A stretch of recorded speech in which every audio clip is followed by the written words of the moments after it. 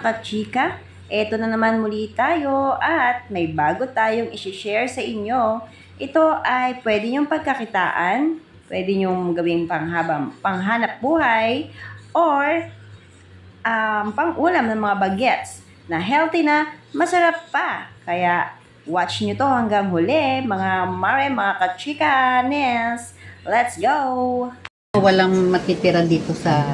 Yung magdidikit Yan, yan. So, idikit nyo lahat. Pwede yung dalawang kamay. Pagka ano yun. Pizza doon. Dali lang. Nabibilog ba? O, yung kay mami, ayos na yung daming tubig. Wow. Sige po. Sa akin, Dalawang kamay yun yung ngayon. dapat Ganun, kasi hindi pagka siya ano. didikit Oo. na. Kulang pa po ng harina. Yung bata.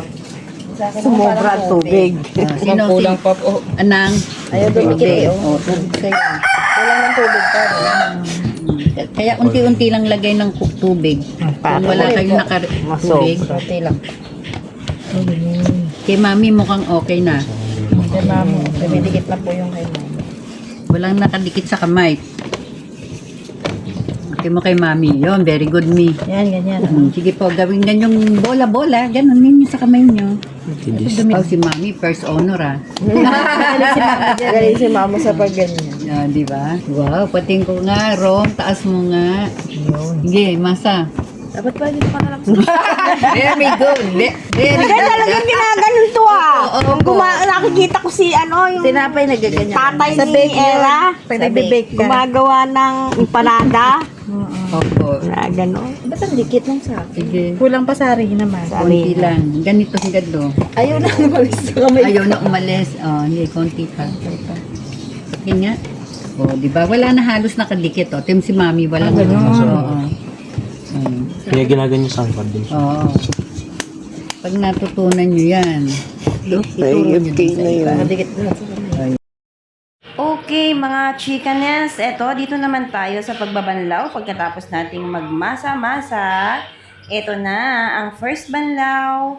And then, hanggang sa maging malinaw yung tubig, doon magiging okay na ang lahat. So guys, watch lang kayo. Dito para di maano yung ano. Kailangan mag-iwa-hiwalay. Oo, mag-iwa-hiwalay daw. Ayaw mag-iwalay na. Galing maglaba lahat ng puti na wala. Tagal yan. Yung soy yung... Ganyan ninyo po. Kung gusto nyo po salain ninyo, nang kumesalaan kayo, taga nila to ng tama. Pag-graduating po natin. Opo. Maganda yan sa coffee to para yung mga ibang gagawa nito magbebenta. Tama po. Lalo yung soya, napakarami po. Ang ganda po. Okay lang kahit di ko pigang-pigang. Pagdanggan na lang. O yan, para mag-stick-stick mo. Tapos mo dito, lagay mo doon yung pinaka...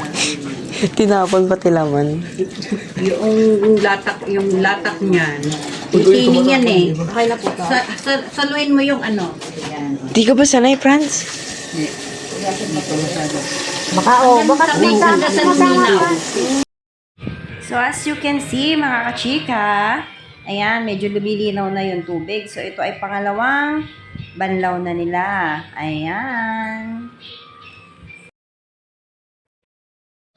So ito naman mga kachika, panghuling banlaw, ay medyo malinaw-linaw na ang ating binabanlawan.